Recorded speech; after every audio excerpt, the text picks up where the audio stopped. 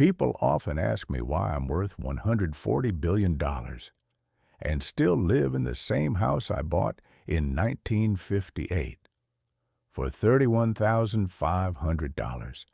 They expect me to say it's about humility or staying grounded or remembering my roots. I tell them every dollar I spend on a bigger house is a dollar that can't compound in Berkshire Hathaway. They look at me like I'm crazy. They think billionaires should live in mansions. I'm 94 years old. I've lived in this house for 66 years, 5 bedrooms in Omaha, Nebraska. Same address, same neighborhood. I could buy any house in the world. I choose not to. Not because I'm cheap, because I understand something most people don't.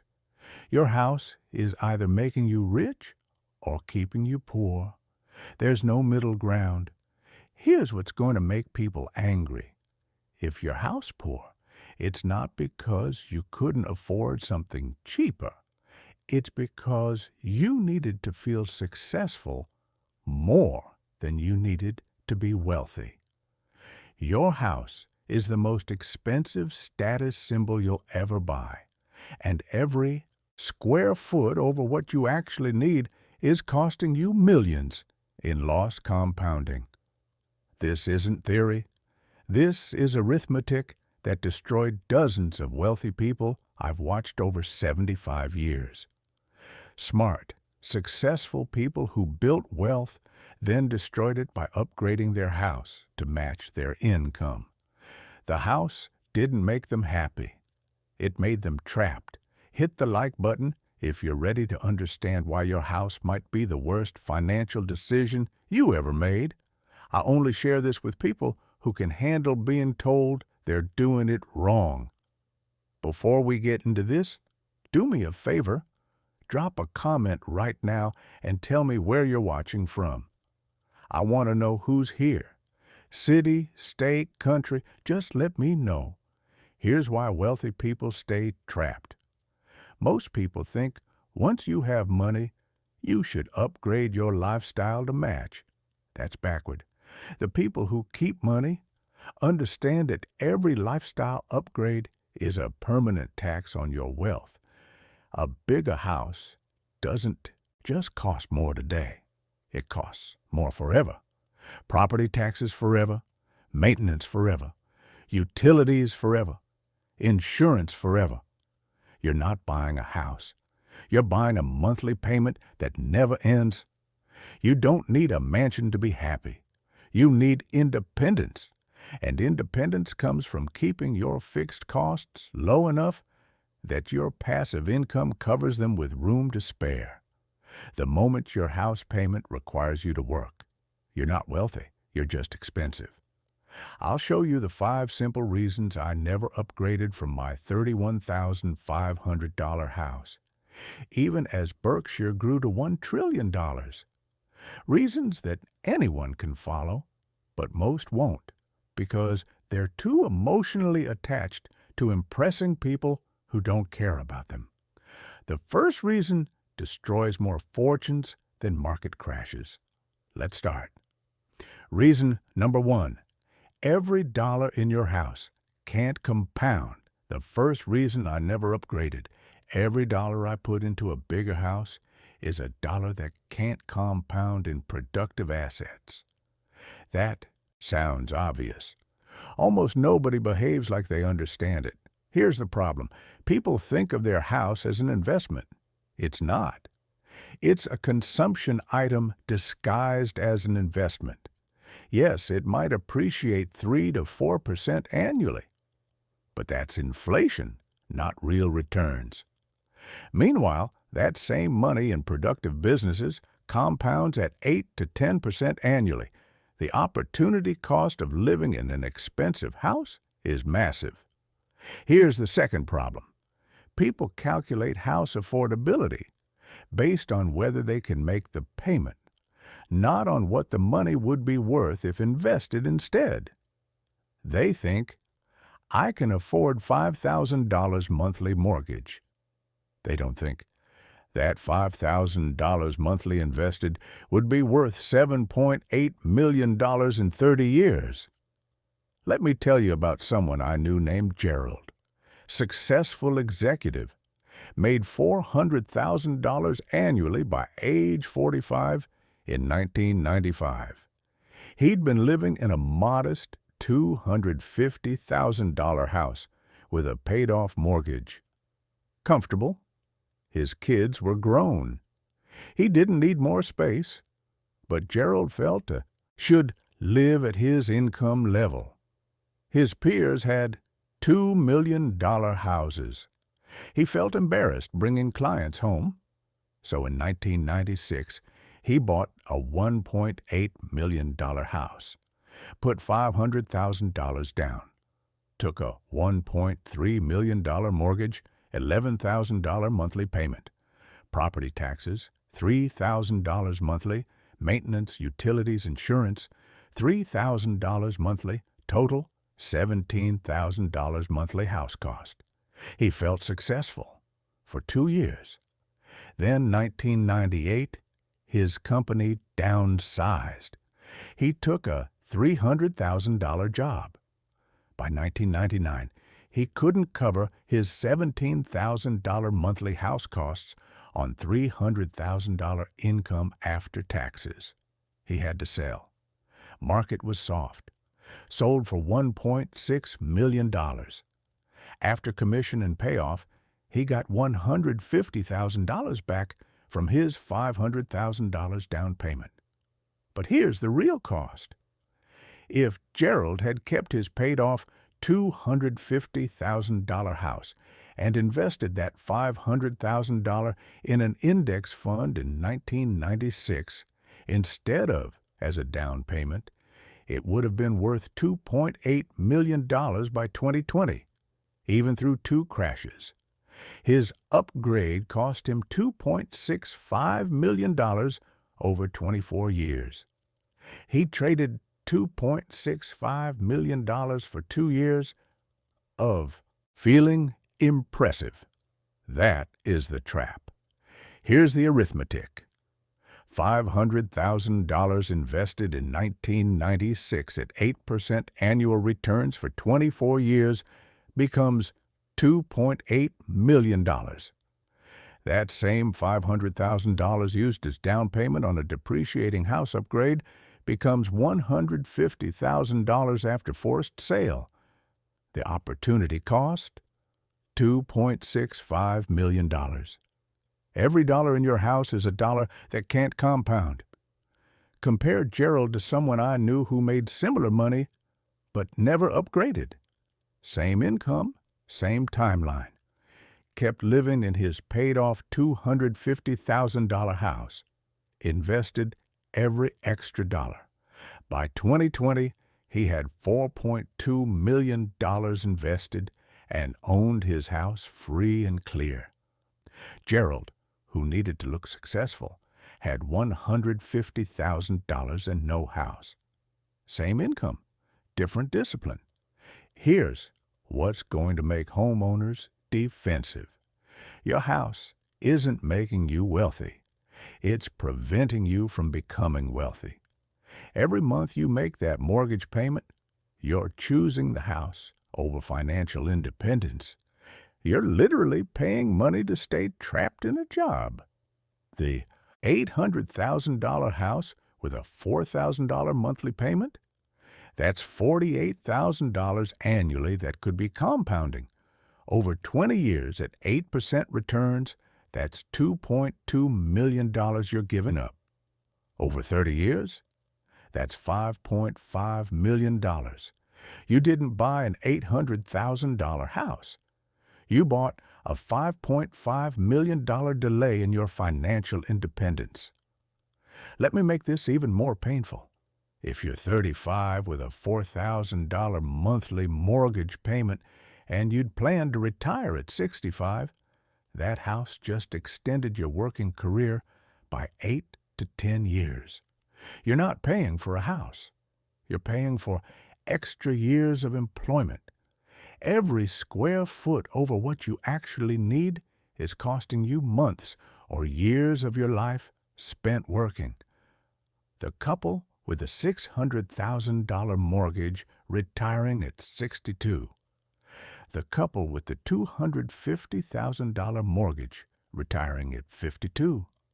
Same income, different house discipline. 10 extra years of freedom. Which would you rather have? The big house or 10 extra years of not working? If you're making mortgage payments on a house bigger than you need, comment your monthly payment. Then calculate what that payment invested for 20 years would become. That number is what your nice house is actually costing you. Here's the controversial truth that real estate agents don't want you to know. The best house is the smallest, cheapest house in a safe neighborhood that meets your actual needs, not your ego needs. Every square foot over that is just expensive status, signaling that's keeping you poor. I live in 6,570 square feet. I could live in 60,000 square feet. I choose not to, because I'd rather have the money compounding at Berkshire than sitting in unused rooms I'd never enter. That's not frugality. That's arithmetic. But even if you understand opportunity cost, you'll still overspend on housing if you violate reason 2. Reason number 2, your house determines your trapped income level. The second reason I never upgraded, your house payment determines the minimum income you need to survive, which determines how trapped you are in your job. Here's the problem. People think a bigger house is a sign of success. It's actually a sign of dependency. The bigger your house payment, the higher the income you must maintain forever. You're not buying freedom. You're buying a mandatory income level you can never go below without losing everything. Here's the second problem. People optimize for maximum house they can afford rather than minimum house they can be happy in. They get pre-approved for $800,000 and buy for $800,000. They never ask, could I be equally happy in a $300,000 house and invest the difference? The maximum you can afford becomes the minimum you'll accept. Let me tell you about 2 people I knew who both made $250,000 annually in 2005. Person 1, named Richard, bought a $900,000 house, $6,500 monthly payment after insurance and taxes.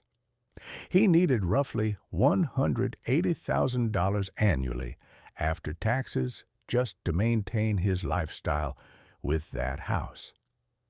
If his income dropped below $250,000, he'd be in trouble. In 2009, financial crisis, his company cut salaries 30%.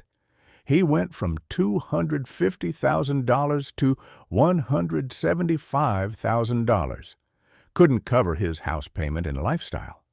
Tried to sell, couldn't. Market crashed. Had to short sale. Lost $200,000, destroyed his credit. At 50 years old, he was renting again, starting over. Person 2, named Linda, made same $250,000.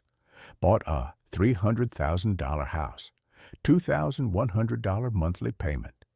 She only needed $90,000 annually after taxes to maintain her lifestyle. When 2009 hit and her salary dropped to $175,000, she was completely fine. In fact, she kept investing aggressively through the crash and retired at 55 with $3.2 million. Same income, same crisis. Richard's expensive house destroyed him. Linda's modest house made her financially invincible. Here's the arithmetic. House payment of $6,500 monthly requires $180,000 annual after-tax income minimum. House payment of $2,100 monthly requires $90,000 annual after-tax income minimum. The expensive house owner needs double the income just to survive. They're twice as trapped. Here's what's going to make high earners angry. Your expensive house didn't make you rich, it made you unemployable at lower salaries. You can't take a pay cut. You can't switch careers. You can't start a business with uncertain income. You're trapped in high-stress jobs you might hate because you need that income to keep the house. The person in the modest house with low fixed costs, they can take risks. They can quit jobs that make them miserable. They can negotiate from strength because they don't desperately need the money. They can tell their boss no because getting fired wouldn't destroy them. That's what actual wealth looks like. Options. Your mansion eliminated your options. I've watched this destroy careers. The executive who wanted to start a company but couldn't because the house payment required salary security. The doctor who wanted to work part-time but couldn't afford the income drop. The lawyer who hated his firm but stayed 15 more years. Because leaving meant selling the house. They weren't building careers, they were serving the house. Your house shouldn't determine your career. Your career should fund the life you want. But when the house is expensive enough, it reverses. Your life exists to fund the house. You become a servant to the mortgage. That's not success. That's expensive slavery. Comment what percentage of your after-tax income goes to housing. If it's over 25%, you're trapped. You can't afford a job loss. You can't afford a pay cut. You've eliminated your own freedom to make yourself look successful. Here's the controversial truth. I know multi-millionaires who are trapped in jobs they hate because their house payment requires it. And I know people making $80,000 who quit whenever they want because their house payment is $1,200. Who's actually rich? The one with the small house and the options, or the one with the mansion and the trap? I've lived in the same house for 66 years because my housing cost is effectively zero. I'm not dependent on maintaining any particular income level. I'm completely free. That freedom is worth more than any mansion. But even if you keep housing costs low and avoid the income trap, you'll still overspend if you violate reason 3. Reason number 3. Your house broadcasts your vulnerabilities. The third reason I never upgraded. An expensive house broadcasts to everyone exactly how much money you need to maintain your lifestyle, which makes you a target and eliminates negotiating power. Here's the problem. People think expensive houses signal success. They actually signal desperation. When you show up in a $3 million house, everyone knows you need serious income to maintain it. Employers know you can't afford to walk away. Clients know you're expensive. Partners know you're leveraged. You've advertised your vulnerability. Here's the second problem. People in expensive houses can't negotiate from strength because everyone knows they're trapped. Try to negotiate a better salary? Your boss knows you need the money. Look at your house. Want to start a business? Investors know you've got huge fixed costs. You're desperate for cash flow. Your house became evidence of your weakness. Let me tell you about someone named Thomas. Successful attorney, built a practice, made $600,000 annually. In 2010, bought a $2.5 million house in an exclusive neighborhood. Felt successful. His clients were impressed. But then opposing counsel in negotiations figured out his fixed costs. $18,000 monthly for the house, $8,000 for private schools, $4,000 for cars. They knew Thomas needed roughly $400,000 annually just to survive. So when negotiating settlements, they'd delay, drag things out, make him wait for payment. They knew he couldn't afford to walk away from deals. His house had eliminated his leverage. By 2015, Thomas's practice revenue dropped. Too many competitors. He needed to cut his fees to stay competitive, but he couldn't. His house. Payment required premium rates. Clients left. By 2017, he was taking partnership buyouts and salary positions. At 58, he went from owning his practice to being an employee, largely because his house costs eliminated his ability to negotiate from strength. Compare Thomas to an attorney I knew who made similar money but lived in a modest $400,000 paid-off house. When his practice faced competition, he could cut fees, outcompete others, and wait for payment because his burn rate was low. He grew market share while Thomas lost clients. 10 years later, the modest house attorney had $8 million saved. Thomas had $1.2 million and a house he couldn't afford. Here's the arithmetic. High fixed costs eliminate negotiating leverage. Low fixed costs create negotiating leverage. The difference over 20 years of business negotiations. Millions in better deals, better terms, and better outcomes. Because you can always walk away. Here's what's going to make people in expensive neighborhoods furious. Everyone knows you're trapped. Your neighbors know. Your employer knows. Your clients know. That beautiful house in the gated community isn't signaling success. It's signaling desperation.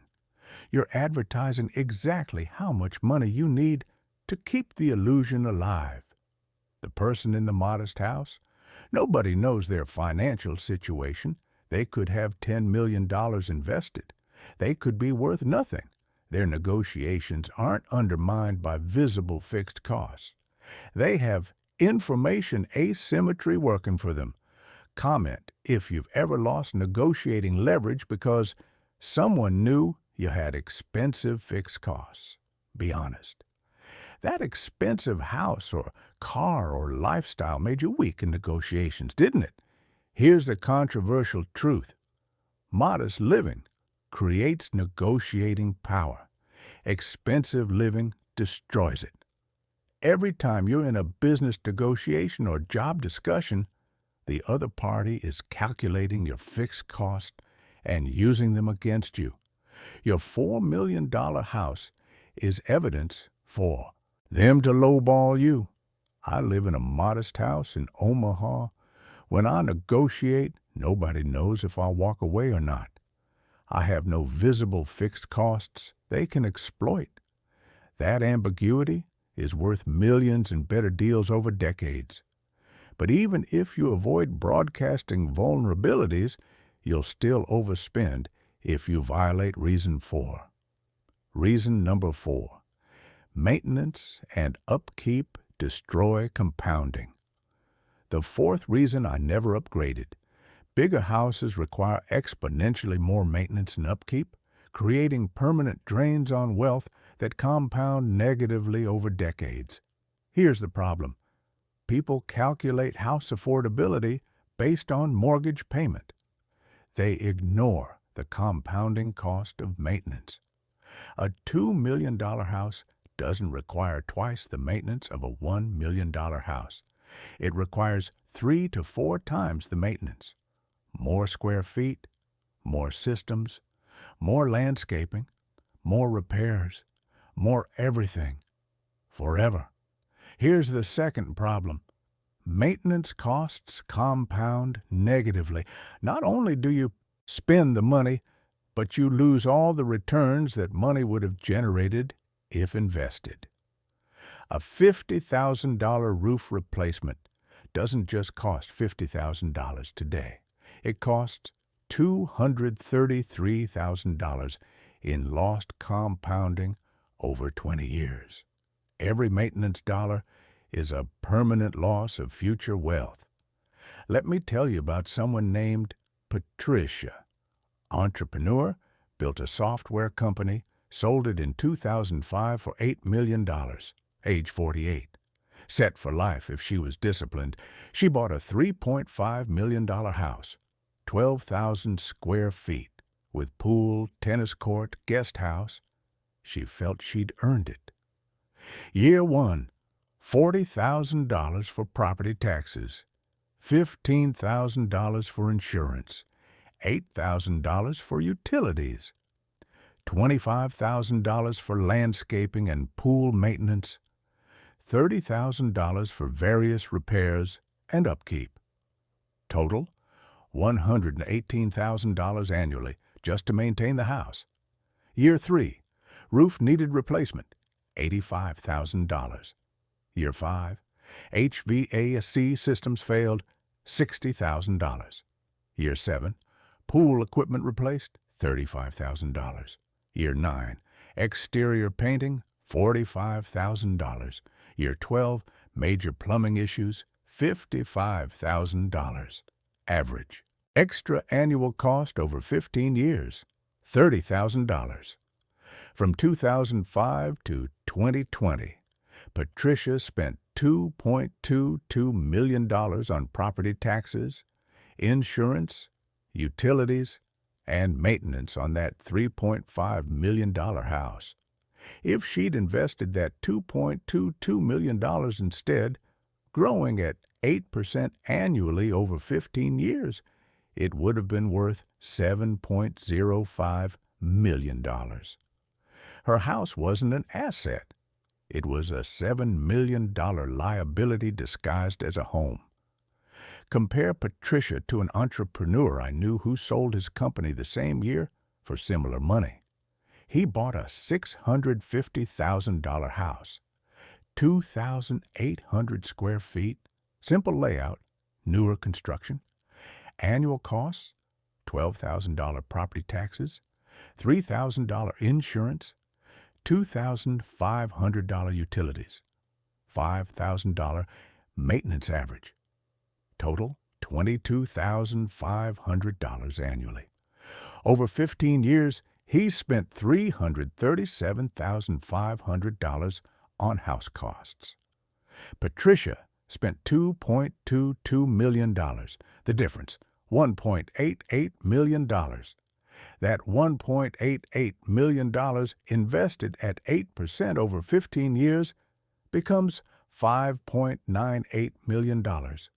His modest house choice made him $6 million richer than Patricia by 2020 just from avoided maintenance costs. Here's the arithmetic. Large house costing $120,000 annually in total upkeep over 20 years equals $2.4 million spent. That $2.4 million invested at 8% becomes $11.8 million. Small house costing $25,000 annually equals $500,000 spent over 20 years, which invested becomes $2.5 million. The big house cost you $9.3 million in lost compounding. Here's what's going to make people in big houses furious. Every time you write a check for lawn service, pool maintenance, property taxes, repairs, or utilities, you're not just spending that money. You're permanently eliminating it from compounding. That $5,000 you just spent on landscaping, that's $23,300 you won't have in 20 years. That $85,000 roof, that's $396,000 in lost compounding. You're destroying your future to maintain unused square footage. And here's the part nobody tells you. Maintenance costs accelerate as houses age. That $30,000 annual average becomes $50,000, then $70,000. Older houses are wealth destroyers. Every year you stay in a big house, it gets more expensive to maintain, and the opportunity cost compounds faster. The couple spending $100,000 annually on house maintenance and taxes from age 45 to 75, that's $3 million spent.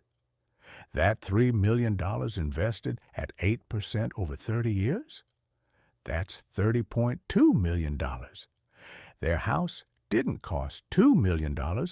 It cost $30 million in total opportunity cost. They could have retired with $30 million extra or lived in the big house. They chose the house. Comment how much you spend annually on property taxes, insurance, utilities, and maintenance. Add it up. Then calculate what that annual amount invested at 8% for 20 years becomes. That's the real cost of your house, not the purchase price. Here's the controversial truth. The wealthy don't maintain expensive houses themselves. The wise wealthy don't own expensive houses at all. Every dollar spent maintaining and showcasing an expensive house is a dollar that could have been compounding. That's not frugality. That's math. I live in a simple house with minimal maintenance needs. My annual upkeep costs are negligible. Every dollar I don't spend on a bigger house is a dollar compounding in Berkshire. Over 66 years, that difference is measured in billions. But even if you avoid maintenance traps, you'll still overspend if you violate the final reason. Reason number 5, your house defines who you must become. The 5th reason I never upgraded, your house determines the person you must become to maintain it, and that person might not be someone you want to be. Here's the problem. People buy houses and then must build their entire life around keeping them. They take jobs they hate because the pay is needed. They stay in cities they dislike because that's where the high income is. They maintain relationships with people they don't respect because networking is essential to income. The house doesn't serve their life. Their life serves the house. Here's the second problem. Once you upgrade your house, downgrading feels like failure. People would rather stay miserable in expensive houses than downgrade and admit they made a mistake. They're trapped by ego. The house became their identity, and giving it up feels like admitting defeat. So they suffer silently, maintaining an image that's destroying their happiness. Let me tell you about someone named Jonathan. Doctor, orthopedic surgeon, made $550,000 annually. In 2008, age 42, bought a $2.8 million house. Needed to project success for his practice, wanted his kids in the best schools, wanted to impress his father-in-law. $14,000 monthly mortgage plus costs. To maintain that house, Jonathan needed to perform 25 to 30 surgeries monthly. That pace was sustainable at 42. By 50, it was grinding. By 55, he had chronic back pain from the surgical position. He wanted to cut back to 15 surgeries monthly, plenty to maintain skills, and much better for health. But 15 surgeries monthly meant $350,000 annual income, not $550,000. He couldn't cover the house. He was trapped, kept doing 28 surgeries monthly despite the pain. At 58, he developed severe arthritis, had to stop operating. Disability insurance paid $180,000 annually, not enough for the house. Had to sell at a loss. Jonathan spent his 50s trapped in a job that was destroying his body because he needed to maintain a house. The house didn't make him happy. It made him a prisoner. At 60, disabled and divorced. The stress destroyed his marriage. He lives in a modest condo, wondering why he spent 15 years suffering to maintain a house his kids didn't want. Compare Jonathan to a doctor I knew with similar income who bought a $600,000 house and kept it paid off. At 50, he cut back to 15 surgeries monthly, worked until 62, retired healthy with $6 million saved. He's 68 now, travels 6 months annually, still married, still active. His modest house gave him options. Jonathan's expensive house eliminated options. Here's the arithmetic. Expensive house forces high income, which forces demanding work, which destroys health and relationships. Modest house allows flexible income, which allows sustainable work, which preserves health and relationships. One path leads to wealth and freedom. The other leads to wealth and imprisonment.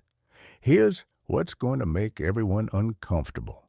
Your house might be the reason you're miserable. You stay in a job you hate because you need the income. You live in a city you dislike because that's where the jobs are. You maintain fake friendships for networking because your income depends on it. You're not living your life. You're maintaining the house's life. I've seen this pattern destroy lives. The finance executive who wanted to teach but couldn't afford the $70,000 pay cut his house required. The entrepreneur who wanted to start a business but needed the corporate salary to cover the mortgage. The consultant who wanted to retire at 55, but the house meant working to 68. They all had the same regret. I should have bought a smaller house.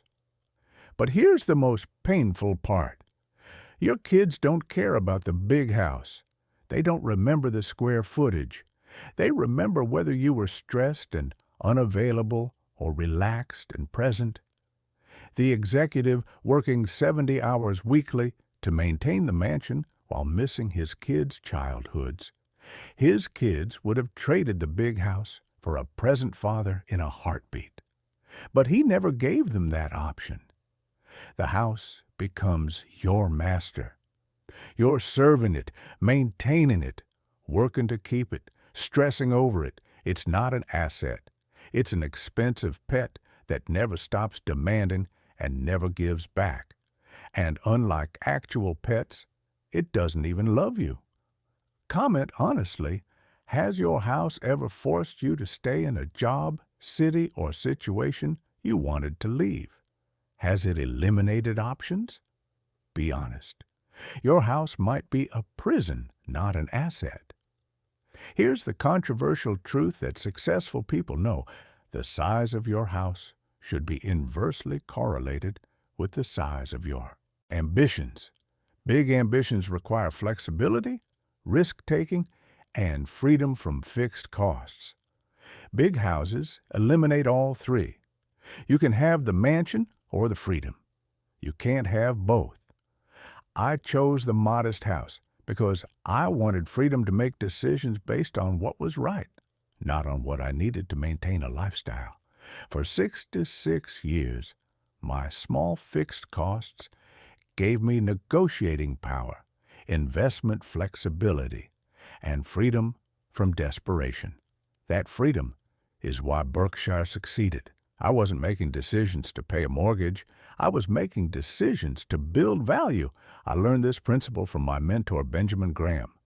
Let me tell you about him. Graham lived through the 1929 crash, lost almost everything. He rebuilt, but he never forgot the lesson. Fixed costs are the enemy of wealth and flexibility. After he rebuilt his fortune, he lived modestly. Simple apartment, basic lifestyle, minimal fixed costs. People thought he was cheap. He wasn't cheap. He was free. He told me, in 1951, Warren, people think wealth is about acquiring things. It's not. It's about acquiring options. Everything you acquire, every expensive house, every luxury car, every status symbol, eliminates options. You become dependent on maintaining the income needed to support the things. The wise man acquires assets that generate options, not things that eliminate them. He lived that way until he died. Simple lifestyle, maximum freedom. His wealth came from his investments compounding, not from displaying wealth through possessions. Let me make this simple. Here are the 5 reasons I still live in my $31,500 house after 66 years. Reason number 1, opportunity cost. Every dollar in housing can't compound in productive assets. The difference over decades is measured in millions. I'd rather have the money working at Berkshire than sitting in unused rooms. Reason number 2, income trap. Your house payment determines your minimum required income, which determines how trapped you are. Low house. Payment means freedom to take risks and make decisions without desperation. Reason number 3, negotiating power. Expensive houses broadcast your fixed costs and eliminate leverage. Modest houses create information asymmetry and negotiating strength. Reason number 4, maintenance destruction. Big houses require exponentially more upkeep, creating permanent drains on wealth that compound negatively. Every maintenance dollar is lost compounding forever. Reason number 5, identity prison. Your house determines who you must become to maintain it. Expensive houses force you into lives you might not want. Modest houses give you freedom to become who you choose. These aren't complicated reasons, but almost nobody follows them because housing is emotional, not rational. People buy houses to impress others, signal success, and feel important. Then they wonder why they're trapped, stressed, and broke despite high incomes. Here's your challenge. Calculate your true annual housing cost. Mortgage, taxes, insurance, utilities, maintenance, everything. Multiply by 20. That's the opportunity cost you've accepted by living in that house instead of something smaller. If that number makes you angry, good. You should be angry. You chose to impress people who don't care about you over wealth that would make you free. Every month you keep that expensive house is another month you're making that choice. I'm 94 years old. I've lived in this house since 1958. I've had 66 years to upgrade. I've chosen not to, because I understand that every dollar I'd spend on a mansion is a dollar Berkshire couldn't use to compound. Over 66 years, that discipline created hundreds of billions in value. The modest house made Berkshire possible. Your choice is simple.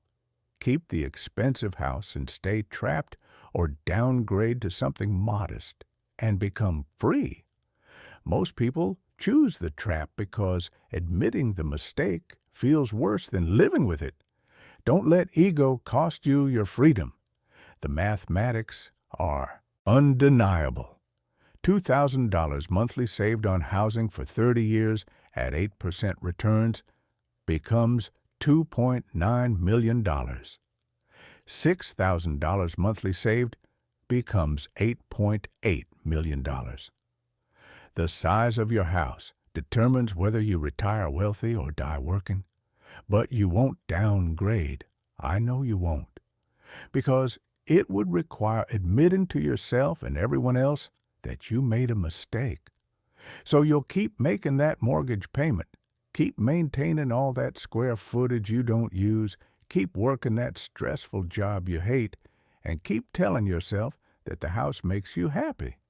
It doesn't. You know it doesn't, but you'll keep paying for it anyway.